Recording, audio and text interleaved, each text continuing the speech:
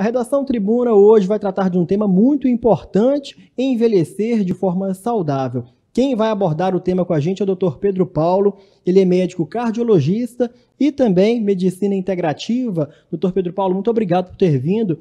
Eu queria que o senhor explicasse um pouquinho primeiro para a gente o que é a medicina integrativa e um pouquinho a respeito da sua atuação aqui no mercado.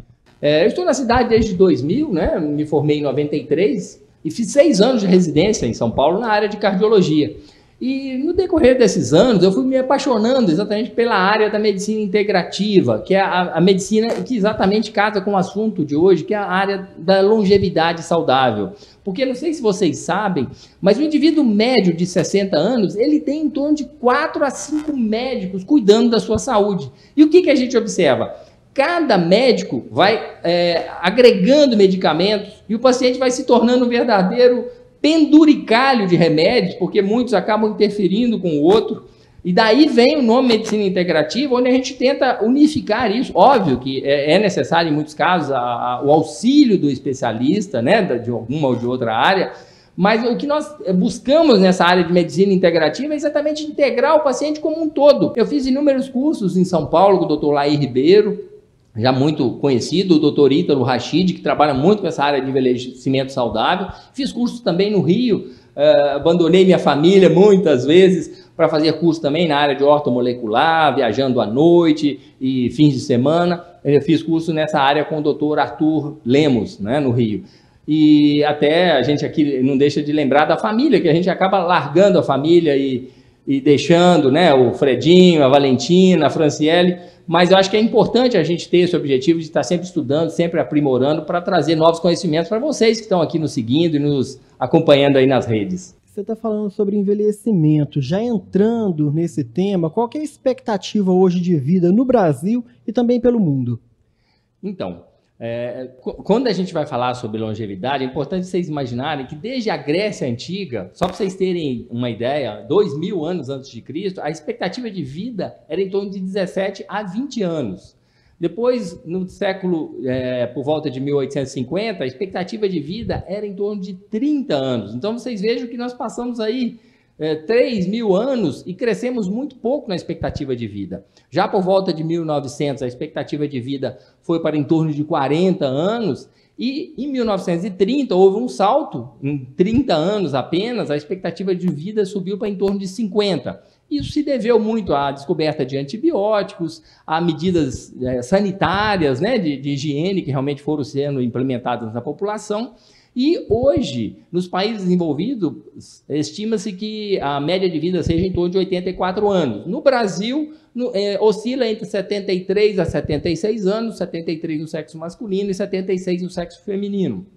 Agora, não basta envelhecer, a gente quer envelhecer, mas de forma saudável. Antes a gente tratar das dicas aqui para envelhecer de forma saudável, benéfica, eu queria te fazer uma pergunta. É possível envelhecer em boa forma, envelhecer de forma saudável? Ou não? Eu tenho que envelhecer sofrendo, passando mal, sentindo dor? Meu caro Leonardo, o maior problema que eu vejo hoje é o desconhecimento, é a ignorância que a gente vê, não no sentido de pejorativo, mas é a falta de conhecimento da população, porque muitos acreditam que o seu destino está traçado pela sua genética. E nós sabemos que isso não é verdade. Em torno de 15 a 20% do que vai acontecer com o nosso futuro, realmente ele tem uma dependência genética. Mas se nós impactarmos o nosso ouvinte com pequenas coisas hoje, com essa frase apenas, eu já ficaria satisfeito. Nós temos que entender que o nosso futuro, a nossa longevidade, a nossa saúde depende das nossas escolhas. Se nós fizermos escolhas corretas, nós vamos ter um envelhecimento saudável. Agora, se nós fizermos escolhas erradas, nós vamos ter que pagar esse preço. A gente tem aqui uma dica que é exame de rotina. Qual que é a importância, igual você falou, de acompanhar para não esperar a doença chegar e para eu ter que tratar a doença?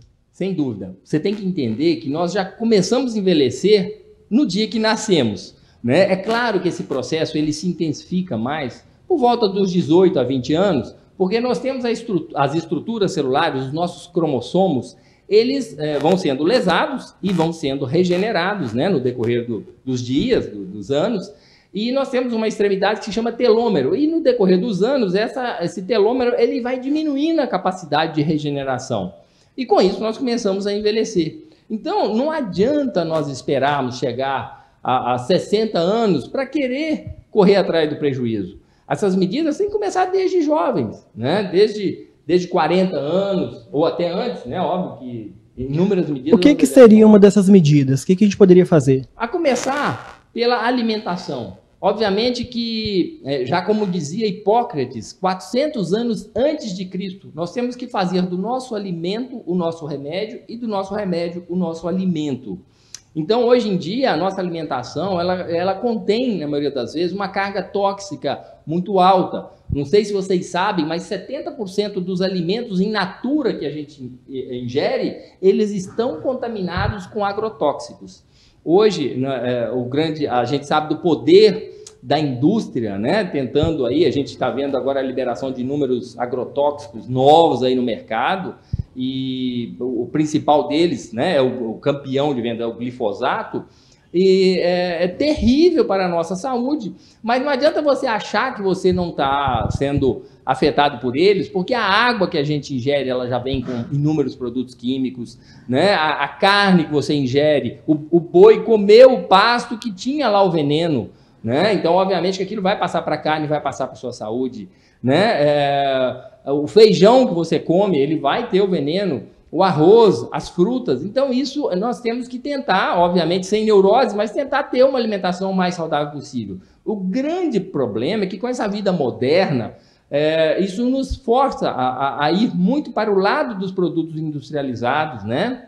E, obviamente, hoje nós temos dois grandes vilões, né? Que, obviamente, que muitos dizem que é modismo, mas não tem nada de modismo nisso, que é o glúten, que é um grande vilão, né? Eu li um livro recente em que diz que nós não domesticamos o glúten nos domesticou, né? Porque nós fomos, depois da agricultura, de 10 mil anos para cá, o desenvolvimento da agricultura, então nós passamos a ingerir uma grande quantidade de glúten, e obviamente que isso vai sensibilizando o nosso organismo, e o nosso intestino não foi preparado para ingerir o glúten, né? O nosso organismo era preparado para ingerir frutas de época, caça, né? Então, hoje não, a gente ingere glúten diariamente, isso vai gerando quase que uma sensibilização, como se fosse uma vacina, e nós vamos gerando aí um processo, talvez a palavra tem que ser colocada entre um processo alérgico aí, que com o tempo isso vai gerar inúmeras repercussões negativas.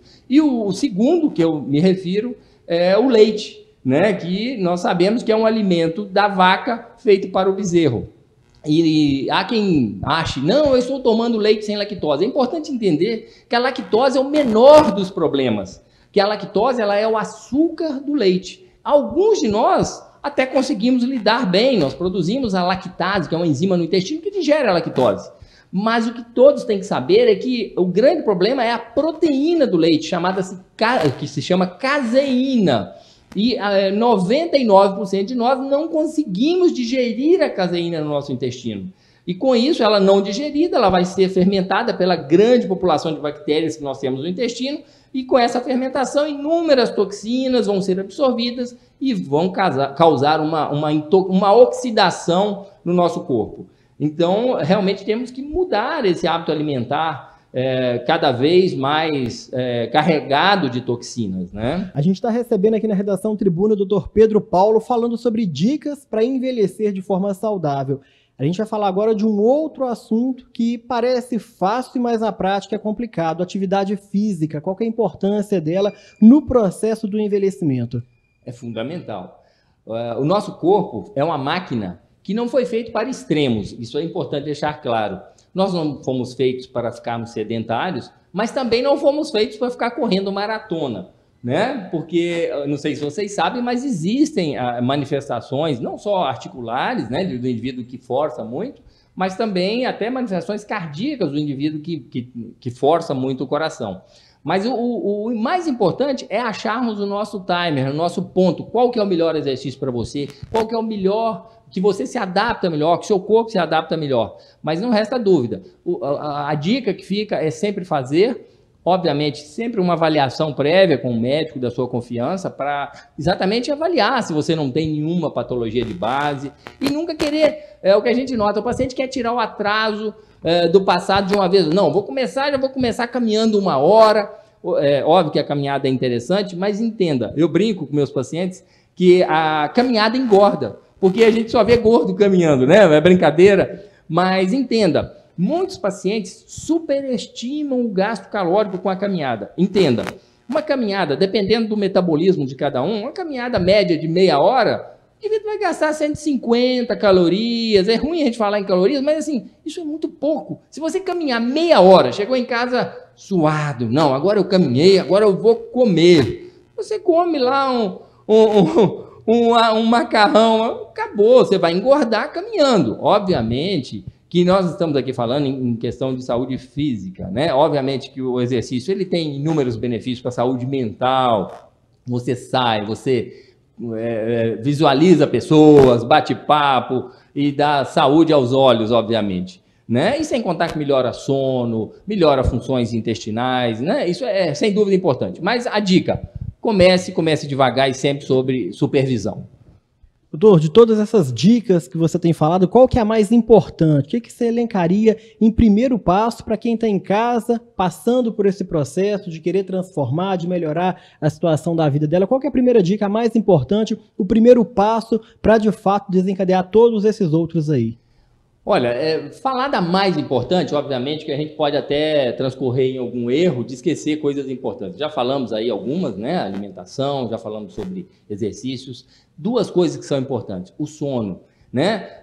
Você imagina que nós passamos um terço, a maioria das pessoas, um terço das nossas vidas dormindo. E o sono é o período de reparo, de regeneração das nossas células. Nós temos que dormir, mas não dormir à base de remédios. Eu estou falando um sono que vai renovar, o seu organismo vai depurar as toxinas, você vai produzir os seus hormônios para que de manhã você esteja renovado e apto a desenvolver suas atividades. Então, o sono, obviamente, é importante. Estresse é uma outra coisa que a vida moderna nos leva, então nós temos que tentar combater o estresse. Muito fácil falar, a gente entende, todo mundo tem as suas contas para pagar, tem os seus problemas pessoais, problemas familiares, estamos aqui tentando também, muitas vezes, resolver problemas dos outros. O nosso dia, muitas vezes, de 24 horas, a gente usa mal esse dia e acaba querendo fazer coisas em excesso, né? E acaba puxando o problema dos outros para nós. Então, o estresse é uma coisa que realmente produz uma série de toxinas no nosso corpo e isso, obviamente, vai repercutir no nosso organismo. Hoje em dia, a gente foca muito na questão do estresse, do cortisol, que é um hormônio que nós produzimos durante o sono. Sabe aquela falta de energia que o paciente acorda, fala, nossa, eu estou levantando porque eu estou sem energia. Pode ser o cortisol, que às vezes está baixo. E na medicina tradicional, meu caro, você vai lá, o médico vai falar, você está deprimido, você está precisando tomar antidepressivo. Gente, nós não temos falta de antidepressivo no nosso corpo. Muitas vezes pode ser a falta do cortisol, pode ser uma deficiência hormonal, porque isso é uma coisa fundamental. Uma coisa também, outra frasezinha que eu gostaria que se vocês guardassem, nós já ganharíamos o dia. Nós envelhecemos porque nossos níveis hormonais caem. Não é o contrário. Os nossos níveis hormonais não caem porque envelhecemos. É o contrário. A gente envelhece porque nós vamos reduzindo a nossa produção hormonal. E a medicina, ela trabalha com reposição hormonal quando o indivíduo já está acabado, já está muito doente. E não é isso. Nós temos que já entender que a partir dos 35, 40 anos, já começa a acontecer um declínio hormonal. E nós pegamos hoje pacientes lá de 40 anos com baixa taxa hormonal e sem energia, e fadigado, e cansado. E o que tomam? Antidepressivo. Gente, na França teve um trabalho que nos rios já tem uma alta concentração na água de antidepressivo. 20% da população toma antidepressivo nos países desenvolvidos. A França, né? Não sei se em todos, mas na França 20%. Então vocês imaginam? E aqui nós estamos caminhando para a mesma coisa. Às vezes essas alterações hormonais são interpretadas como depressão. Agora, nós estamos aqui falando de tomar comprimido, ficar tomando injeção. Hoje em dia existem técnicas modernas, onde o paciente faz modulação hormonal, derivado de plantas, é usado na pele, o paciente passa todo dia 1 ml de um gelzinho no braço, e aquilo ajuda. Então, é importante a gente entender esses novos conceitos, né? Fugir daquela questão arcaica de que sempre a mesma coisa. Não, o que é seguido há 30 anos tem que ser seguido hoje. Gente, o mundo mudou. Então, nós temos que acompanhar para para nós conseguirmos ter um envelhecimento saudável. Doutor Pedro Paulo, você falou aí da importância do sono. Quem tem problema para dormir à noite, aquele cochilo que tira durante o dia de 15, 20 minutos, ele é válido? Sem dúvida. O que nós sabemos é que esse cochilo, né, pós-almoço, isso é muito interessante, ajuda a dar uma renovada, só que alguns detalhes. Ele não pode ser muito longo, porque obviamente que você dá uma desacelerada demais e depois é difícil pegar o ritmo de novo. E obviamente também 5 minutinhos, 15 minutos a meia hora de um cochilo. Lembrar que não é para o cochilo deitar na horizontal, porque depois da refeição devemos evitar o decúbito horizontal, devemos ficar sempre com a cabeceira elevada, pelo menos a 30 graus, né, para prevenir o refluxo, obviamente. Devemos evitar a ingestão de líquido durante as refeições, né, meia hora antes, 1h30 depois, esse período a gente deve evitar a ingestão de líquidos. Obviamente, não estou falando que você não pode beber água, né, deu sede, vai lá, toma um pouquinho de água, mas evitar aquele negócio de muitas pessoas na correria, acaba a comida, já desce com a água junto para ajudar a facilitar. Entenda, a sua digestão, ela começa na boca, na mastigação. Se você não mastiga direito, você já está comprometendo boa parte do processo digestivo que vai durar horas ali no seu corpo,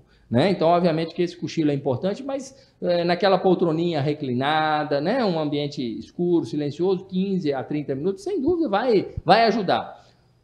Tá certo. Doutor Pedro Paulo, a gente agradece a sua participação aqui. Obrigado por ter vindo aqui visitando a nossa redação Tribuna. A gente espera que seja o primeiro de outros encontros e com temas também que vão alertar o povo sobre a importância da gente estar envelhecendo, mas deixando a máquina funcionar sempre no máximo dela e proporcionando sempre bem-estar para todo mundo. Com certeza, gostaria de agradecer e com certeza vamos estar aqui juntos novamente.